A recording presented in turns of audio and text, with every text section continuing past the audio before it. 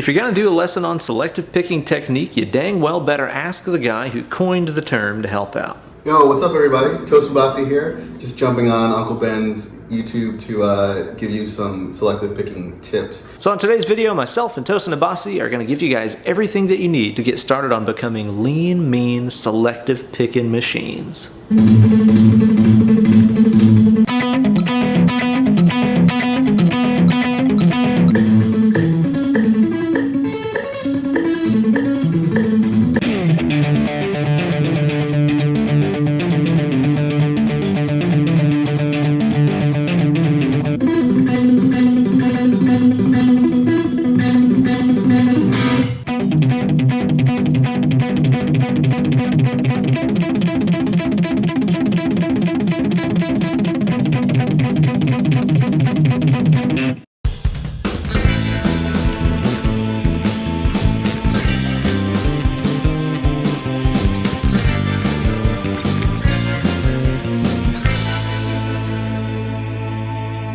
Well, hey there kids, it's your good buddy Uncle Ben. What is selective picking? Well, Virginia, it's a cool technique that combines the sound of right-hand picked notes with percussive left-hand hammer-ons from nowhere to create unique riffs and lines with a tone all their own. Here recently, Tosin has been putting together some awesome etudes that utilize the technique over on his YouTube channel.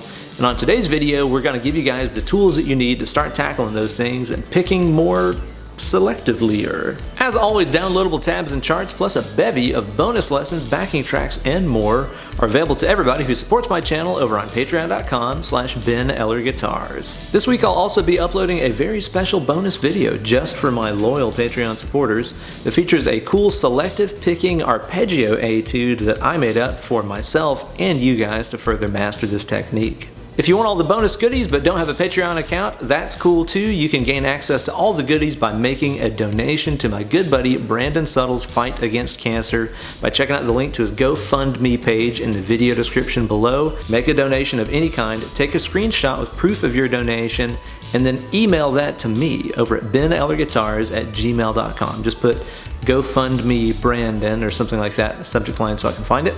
I'll check out your message and respond back with all the tabs that go along with this lesson, as well as a bunch of other bonus goodies. First things first, let's talk about the optimal gear setup that you're going to need to make this technique more easier. Tell them about it, Tosin. I think the first tip is to make sure your guitar is set up with low enough action that allows for you to do a cold hammer or a hammer-on from nowhere.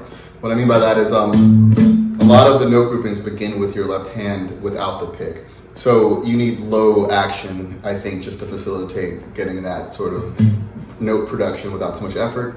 The basic idea behind a cold hammer or hammer-on from nowhere is that if you take a finger on your fretting hand here and snap it down on a note, just the way your dad likes it, hard and fast, it'll sound out the note without the need to pick it.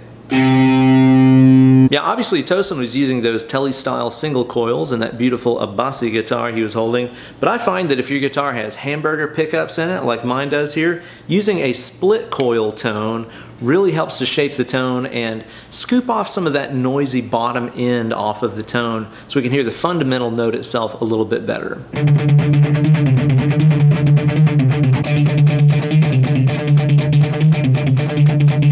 Using less gain than you think you ought to is also going to make this technique sound a lot better. So be sure to take your DoD grunge pedal and throw it in the trash whenever you're using this technique. A little bit of compression is going to become your best friend whenever you're doing selective picking. So if you're using a modeler rig like I am, like the beautiful Axe-Fx 3 here, be sure to dial in a little bit of compression at the front of your signal. And while a snazzy Hawaii shirt like the ones that myself and Tosin are sporting in this video are recommended, they aren't necessary. Let me know in the comment section below who wears theirs better. And why I even need to ask. It's definitely Tosin. But Tosin, how are the kids going to get their selective picking sounding like a fully automatic bazooka blast, like yours? One direct tip is to palm mute just as extraneous string noise, and it allows you to kind of create a timbre that is, I think, a little bit outside of traditional guitar playing. Myself, I like to keep the karate chop portion of my pick and paw over here situated on the strings directly over what I refer to as the ditch of the guitar, or that kind of area in between the pickup and the bridge right here. This area is kind of like the taint of your guitar. The shortness of every note sometimes makes beginners think that they're doing this technique incorrectly, but you'll find that the quick attack of those palm muted notes makes it a lot more easier to keep notes from bleeding into each other and help you get a nice punchy sound out of the guitar. Whenever we do one of those cold hammers with the fretting hand, due to the aggressive impact that you gotta have whenever you smack down onto that string, it's entirely possible that you might accidentally cause one of your other open strings to ring out sympathetically. For example, if I do a cold hammer here on this D note on my low E string, and I hit that thing really hard, it's gonna make my open D string start vibrating even though I didn't even touch that string, like this. Hear the D string ringing out right there, right? Which is why I also recommend getting used to using some fret hand muting here too to keep those open strings quiet and you're playing squeaky clean. You'll notice that whenever I do a cold hammer with my first finger, I do it more so with the fingerprint on that finger than the fingertip. The fleshy underside of my finger lays across those strings and keeps them quiet. Now Tosin, how are we supposed to get these kids' arm hands working together to create some truly sensational selective picking patterns? Most electric guitar players have spent a lot of time synchronizing their left and right hand for obvious reasons. With selective picking, you kind of actually have to delete some of that temporarily in order to divide these phrases in between your left and right hand. So just keep that in mind. It's a bit of an annoying hurdle in the beginning, but actually I think it's worth the effort because you can create a lot of phrases that I don't think you would have created otherwise if you were doing straightforward alternate picking. Another tip I would have is just to use a metronome and begin slow. Really think about landing that left hand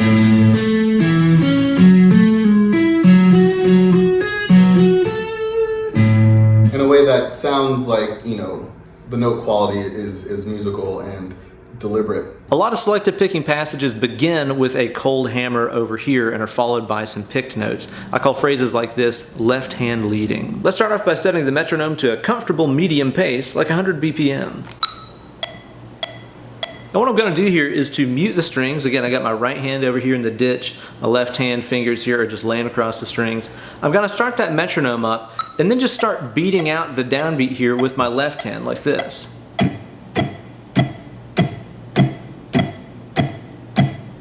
So now that we've got our left arm hand beating out the basic downbeat rhythm here, let's bring in the pick here and hit some muted strokes on those strings on the upbeats for a simple 8th note rhythm, like this.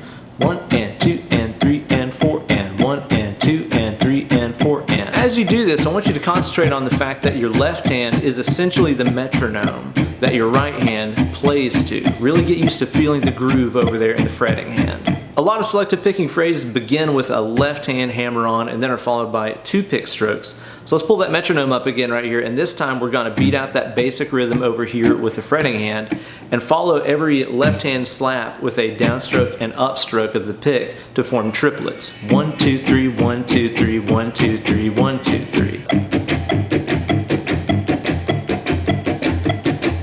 Left down up, left down up, left down up, left down up. But not all selective picking phrases begin with the left hand, so I also recommend taking that triplet pattern and Missy Elliott style, flipping it and reversing it. That way you're actually starting over here with the down up and putting the left hand strike here as the last note of a triplet. It sounds like this. Down, up, left, down, up, left, down, up, left, down, up, left.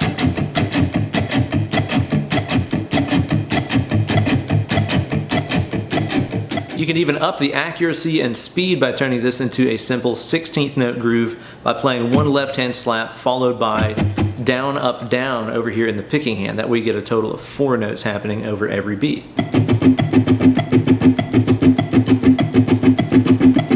So a cool way to start with selective picking might be to take the first octaves. So I'm doing a note grouping of 3, where the first note is produced with my left hand, and then 2 and 3 are produced with my pick.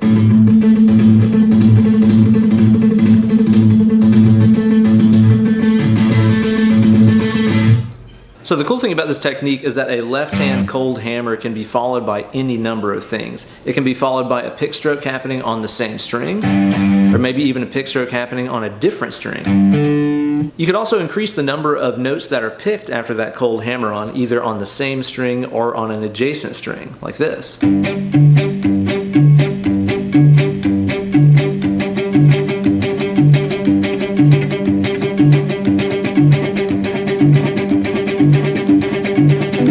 You could even follow a cold hammer with another cold hammer and then some picked notes if you want to.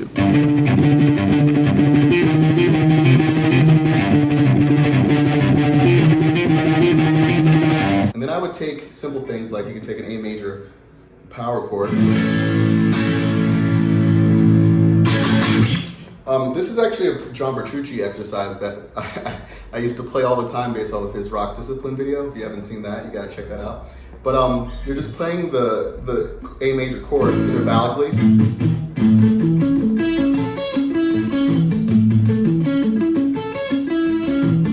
So if you go through this exercise, you'll be playing intervallically. Let me turn on my metronome.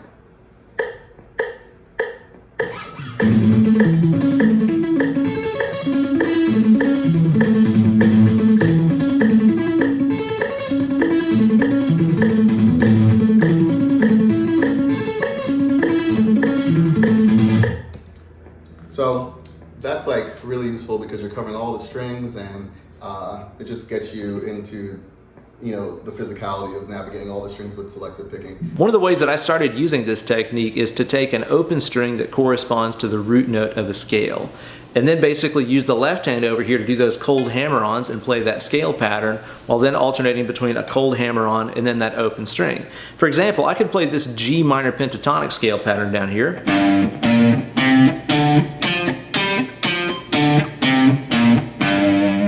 As cold hammer-ons.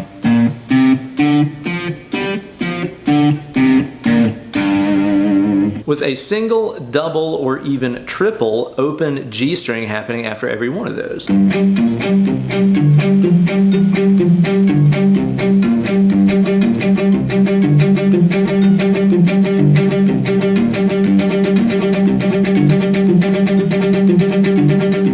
I'd also practice that same scale pattern, but then using the pick to strike the string that I had just cold hammered for a cool kind of double struck sound.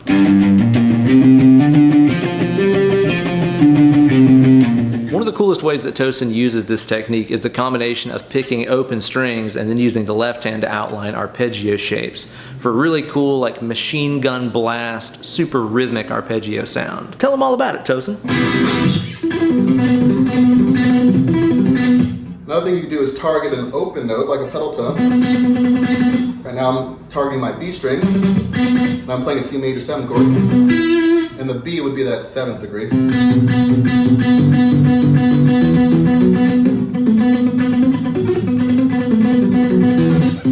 So you could do all sorts of patterns. I was just sending the scale, but every, 1, 2, 3.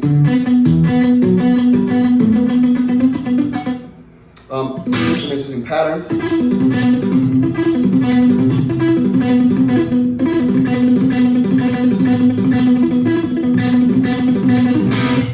So, just plug in anything you want really, but the approach of using your picking hand to target a pedal tone and your left hand to outline harmony against that pedal tone can yield some really cool results. Whenever I started messing around with this approach, I did a lot of the obvious things, like use, let's say, an open B note right here in conjunction with maybe a B minor arpeggio hammered out over here in the left hand. That's B, D, and F sharp. For a sound where maybe I would lead with that open B string pick stroke and then follow through with the notes of the arpeggio.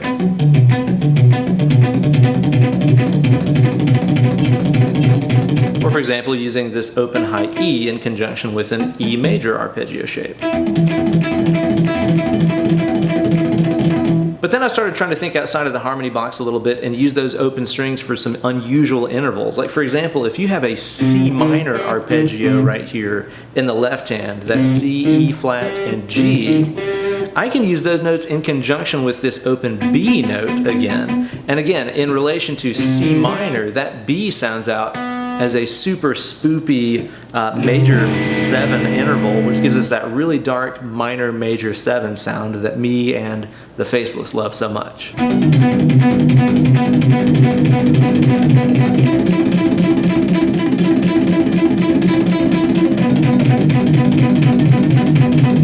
But of course, leave it to Tosin to take a cool idea and take it more further. One of Tosin's trademark sounds is to use this same open string plus arpeggio idea in really crazy, f***ed up rhythmic patterns that are kind of one of the trademarks of Animals as leaders. Tell them how you do that, Tosin. You can also do odd note groupings. If you take like a E minor triad, you could do groups of 5, 1, 2, 3, 4, 5, by producing a hammer-on for the first 3 notes, and then 4 and 5 are with my right hand.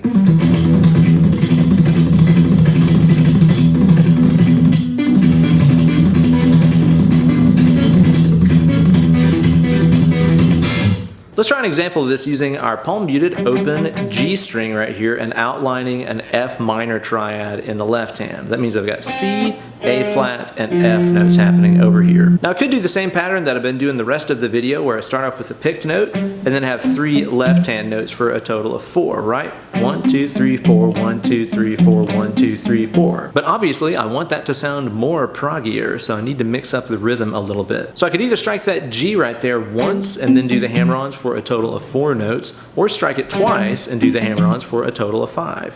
1, 2, 3, 4, 1, 2, 3, 4, 5.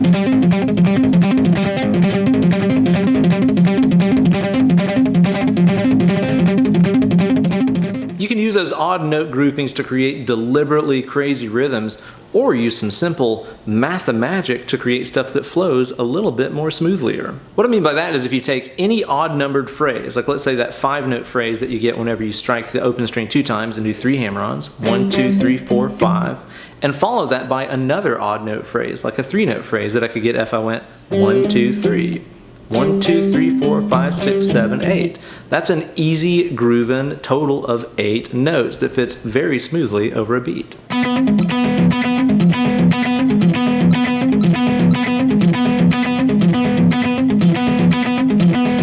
Between the combinations of your left-hand cold hammers and right-hand strike patterns, plus the possibility to use this inside of riffs, scales, arpeggios, and more, the sky is really the limit when it comes to selective picking. Say, Tosin, you got any other tips for him before we hit the trail? Another tip is to check out my YouTube, because I have a bunch of exercises and etudes that I made deliberately for exploring this technique. You'd be surprised the range of phrases you can get out of this, and I know it might be a little weird at first, but I think it really expands on just the ideas that pop out on the fretboard, and I'm really curious to see what you guys come up with, so hopefully you give it a shot. Shout out to Ben.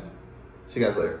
Wise words. Thanks as always for watching, and a huge thanks goes out to my good buddy Tosin for taking the time out of his schedule to help me make this lesson and educate you guys on the ways of this super sick technique. Be sure to like this video and subscribe to my channel for new content coming at you every single week, and ring the bell for notifications every time I upload a new slice of fried gold. If you want the tabs as well as a bevy of bonus lessons, backing tracks, and more, be sure to support my channel on patreon.com/Ben Eller Guitars, or consider making a donation to my good buddy Brandon in his fight against cancer by clicking on the link to his GoFundMe page in the video description below. Well guys, it's been fun exploring the world of selective picking with you, but it's time to go practice. So get away from the computer and pick up that guitar and get to work. Less clicking, more selective picking.